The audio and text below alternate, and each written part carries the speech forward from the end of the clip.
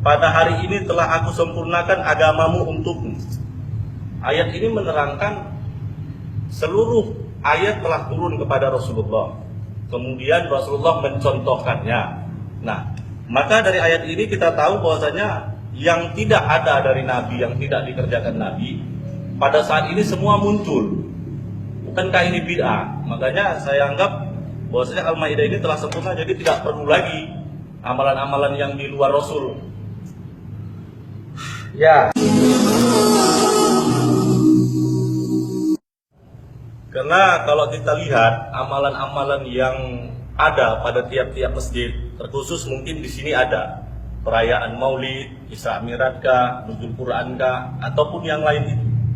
Saya rasa bertentangan dengan Al-Maidah ayat 3. Karena di sini Allah katakan, pada hari ini telah aku sempurnakan agamamu untukmu. Ayat ini menerangkan seluruh ayat telah turun kepada Rasulullah. Kemudian Rasulullah mencontohkannya. Nah, maka dari ayat ini kita tahu bahwasanya yang tidak ada dari Nabi, yang tidak dikerjakan Nabi, pada saat ini semua muncul. Bukankah ini bid'ah? Makanya saya anggap bahwasanya Al-Maidah ini telah sempurna, jadi tidak perlu lagi amalan-amalan yang di luar Rasul. Ya. Di situ dikatakan agama sudah Sempurna. Pertama, kita sepakat nggak dalil kita Quran dan hadis? Sepakat. Quran satu, yang kedua hadis. Ya udah. Nah, hadis itu apa? Hadis itu Sesuatu yang disandarkan kepada Nabi.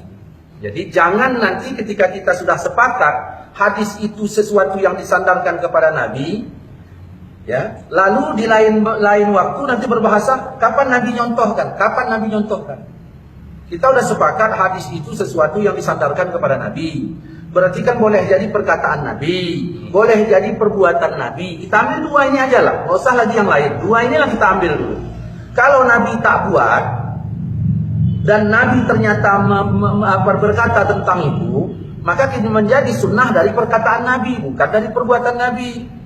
Andai kata pun Nabi tak buat dan Nabi tak mengatakan, kita masih ada satu dalil lagi. Apa itu? Al-Quran. Dan ini menjadi rujukan yang pertama.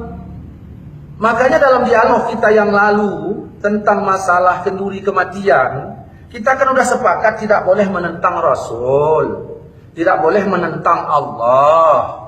Tentang masalah keluarga orang yang meninggal, keluarga Ja'far yang meninggal, apa kata Nabi? Berdasarkan sunnah, Nabi menyuruh sahabat membuatkan makanan untuk keluarga Ja'far. Ini nggak boleh kita tentang. Cuman kan dalil kita kan Quran satu, hadis satu. Nah, yang dari Quran mana? Kan ini yang saya katakan, orang yang menafkahkan hartanya dengan waktu lapang dan sempit. Ya. Sedari Al-Quran dibolehkan ini bersedekah. Dari hadis dianjurkan, ya, jiran tetangga untuk bersedekah, dianjur. Kalau dari sini dibolehkan.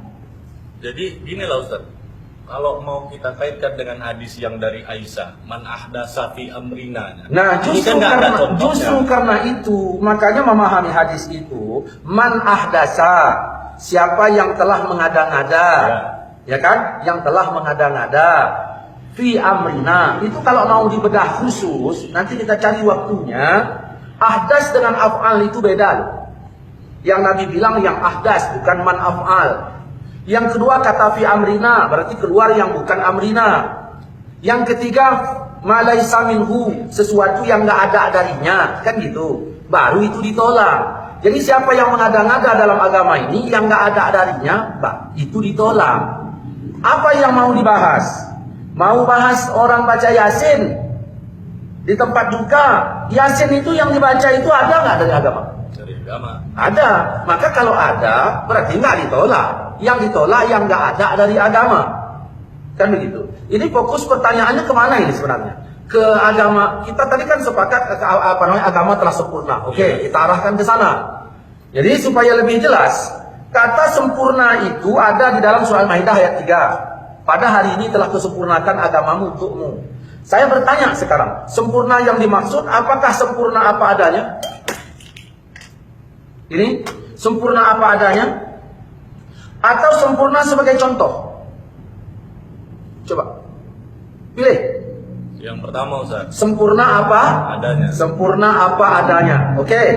Nah, berarti setelah turun ayat ini sempurna lah sudah kan? Habis. Habis. Sempurna semua. Saya tanya, mana duluan turun ayat wa tammat kalimatu rabbika dan al yauma akmaltu lakum? Wa tammat kalimatu rabbika. Telah tamat kalimat Tuhan. Kan ada ayatnya. Ada kan? Dapat. Telah sempurna kalimat Tuhan. Ayat itu dengan pada hari ini kusempurnakan. Mana duluan turun? Saya nggak jawab. Dah, itu dulu. Nah, kalaulah sempurna apa adanya, baca sejarah. Apa yang dibuat Aisyah setelah Rasulullah wafat? Apa yang dibuat Abu Bakar, Umar, Utsman, Ali, Zaid bin Haris setelah Rasulullah wafat? Apakah mereka semua ini oknum-oknum menandingi Tuhan? Sehingga dia telah menyempurnakan sesuatu yang tidak, apa menambah-nambah sesuatu yang sudah sempurna? Kalau berdasarkan dari hadis tadi bisa juga. Dari ayat. Dasar tadi, dari manhaj dasar Berarti tadi. nggak ngerti manhaj dasar kalau gitu ceritanya. Kita ambil dari ayat dulu. Dari ayat. Apakah Aisyah itu termasuk oknum penambah kesempurnaan? Baca aja sejarahnya. Karena kalau kita ceritakan jadi panjang nanti. Apa itu? Nah, apakah Aisyah itu pelakunya? Kalau kita tuduh pelakunya, bagaimana dengan Al-Ahzab ayat 6? An-nabiyyu aula bil mu'minin min anfusihim. Nabi itu hendaknya lebih aula di hati orang mukmin ketimbang diri mereka. Wa azwajuhu ummahatuhum. Bahkan istri Nabi itu mak mereka. Allah puji istri Nabi. Di sini kalian bilang bahwa istri Nabi penambah kesempurnaan. Padahal Allah puji. Pilih aja. Berani nggak kalian mengatakan Siti Aisyah itu penambah kesempurnaan? Tidak. Itu masalahnya. Nggak, kenapa nggak berani? Karena faktanya agama sudah sempurna. Bukan yang dimaksud sempurna apa adanya, tapi yang dimaksud kata sempurna itu sempurna sebagai dalil. Maka berdasarkan dalil. Mari, saya ada siapkan ini, kita tolong di syuting ke ya. Agama telah sempurna. Sebagaimana yang telah kita maklumi bahwa agama ini telah sempurna menetapkan 5 hukum. Ada berapa hukum? Wajib, sunat, mubah, makruh, haram. Dalam surah Al-Maidah ayat 3 Allah berfirman begini. Udah. Banyak orang menjadikan ayat ini menghukumkan bid'ah, ya, dan sesat total bagi para pengamal perbuatan yang dianggap baik selama ini. Di antaranya Maulid Nabi, doa berjamaah, salam-salaman setelah sholat dan yang lain-lain. Ya, inilah ini. Kalau memang kita berbicara agama sempurna, ya, saya bertanya, ini ayat ini sempurna nggak? Ya, dialah yang menurunkan Al-Quran kepadamu. Di antara isinya ada ayat muhkamat. Itulah pokok isi Al-Quran. Sempurna nggak? Sempurna ini ayat. Yang ini sempurna nggak? Yang lain ayat-ayat mutasyabihat. Adapun orang yang cenderung di dalam hatinya condong kepada kesesatan, mereka mengikuti sebagian ayat-ayat yang mutasyabihat saja untuk menimbulkan fitnah dan banyak lagi. Ini enggak saya bahas. Nah, pokok isi Quran adalah ayat muhkamat. Setuju nggak? Setuju. Nah, ini saya tanya lagi. Dan ini ayat ini sempurna nggak? Dan inilah jalan Tuhanmu, jalan yang lurus. Sesungguhnya kami telah menjelaskan ayat-ayat kami kepada orang-orang yang mengambil pelajaran. Sempurna nggak? Sempurna. Nah, ini 4 poin. Ayat ini ada 4 poin yang dapat kita ambil. Pertama, disebut kata al-yauma pada hari ini. Yang kedua, agama sudah sempurna. Yang ketiga, nikmat sudah cukup. Islam diridhoi sebagai agama Nabi Muhammad. Secara keseluruhan, pada hari ini Allah sempurnakan agama Rasulullah. Pada hari ini Allah cukupkan nikmat untuk Rasul. Pada hari ini Allah ridhoi agama Rasulullah. Jelas nggak? Jelas. Ya. Apakah tidak boleh bermaksud lain? Apakah tidak boleh bermaksud lain? hari ini telah sempurna. Baca ini. Apakah ayat ini ayat yang terakhir? Kalau ada lagi, berarti belum sempurna. Apakah gitu maksud pemahamannya? Ini ayat yang terakhir ini. Baca kitab tafsir-tafsir, ini dia. Ini dia. Kita tengok lagi nih. Hari ini nikmat sudah cukup. Apakah Nabi wafat setelah hari itu? Kalau belum, berarti masih memerlukan nikmat tambahan untuk kelangsungan hidup beliau. Apakah begitu cara memahaminya? Hari ini Islam diridhoi sebagai agama Nabi. Apakah sebelum-sebelumnya keislaman Rasulullah tidak diridhoi? Apakah begitu cara memahaminya? Apakah begitu maksudnya? Karena harus mengambil yang jelas-jelas saja. Islam sudah sempurna. Kita tahu landasan kita yang paling utama adalah Quran dan hadis. Apakah setelah itu tidak ada lagi yang turun? Atau amanah Rasul?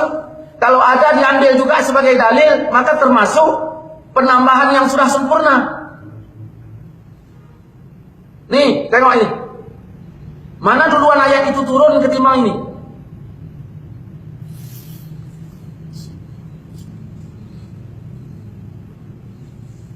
Aku berpesan kepada kalian supaya bertakwa kepada Allah, mendengar dan patuh kepada pemimpin, walaupun pemimpin itu orang yang berkulit hitam. Karena barang siapa yang hidup di antara kalian setelah aku wafat, niscaya dia akan melihat perselisihan yang sangat banyak. Pada saat itu hendaklah kalian mengikuti sunnahku dan sunnah khalifah yang telah mendapat petunjuk dan cerdik pandai. Pegang teguh-teguh semua itu dan gigitlah dengan gerahammu. Jauhi perkara bid'ah, karena semua bid'ah itu sesat.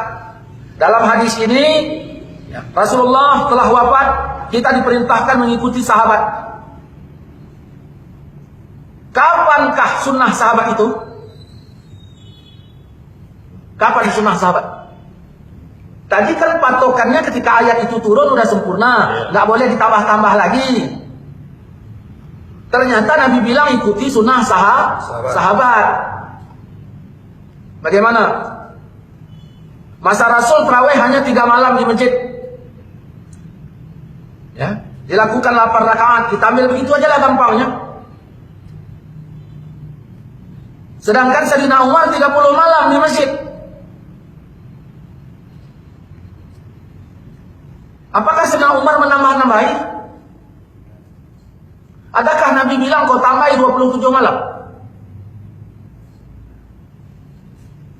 Nah, Majelis Tarjih Muhammadiyah melakukan sholat tarawih 8 rakaat di masjid. Malamnya 30 malam. Nambah juga itu. Pernah Nabi bilang kau tambahi 27 malam lagi? Apakah dia telah menambah-nambahi kesempurnaan?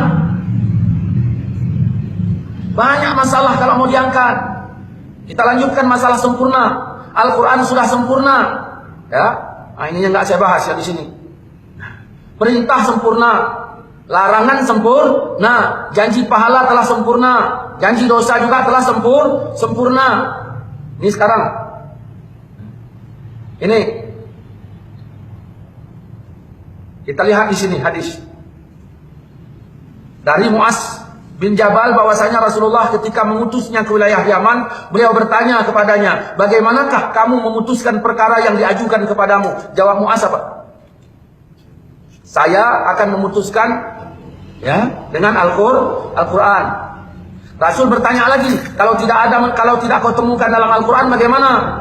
Jawab Mu'az dengan sunnah. Rasul tanya lagi, kalau nggak ada dalam Quran dan sunnah bagaimana? Aku mencurahkan pikiranku tanpa ragu sedikit pun. Mendengar jawaban itu, Rasul meletakkan tangan ke dadanya seraya berkata, segala puji bagi Allah yang telah memberikan taufik kepada utusan Rasulullah hingga menyenangkan hati Rasulullah. Tengok ini. Nabi menyuruh ke Yaman, tugasnya berdakwah, memutuskan perkara hukum Allah.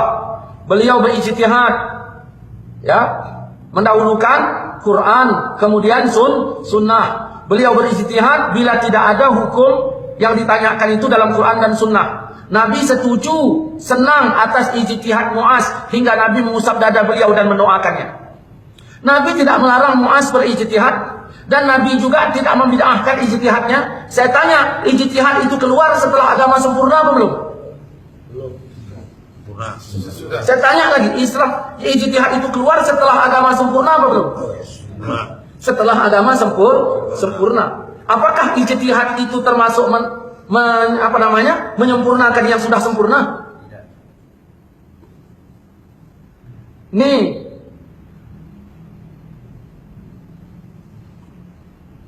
ini menunjukkan bahwa perkataan Wahabi, ya, perkataan kalian-kalian, setiap yang tidak dicontohkan Rasulullah itu adalah bid'ah, sangat tidak sesuai dengan sunnah Rasul. Artinya pendefinisian bid'ah, fi'lun ma lam yu'had fi asri Rasul, perbuatan yang enggak dicontohkan di zaman Nabi itu tidak sesuai. Jadi kalau sudah acuan yang enggak sesuai, bagaimana lagi mau dikait-kaitkan? Perlu dipahami adalah amanah Rasulullah kepada Mu'az ini jauh, ya. Dah lah, enggak usah kita bahas yang sini. Payah. Ini lagi kita tengok. Apabila seorang ahli hukum memutuskan hukum dengan hasil ijtihadnya dan ternyata tepat ijtihadnya, maka baginya pahala berapa?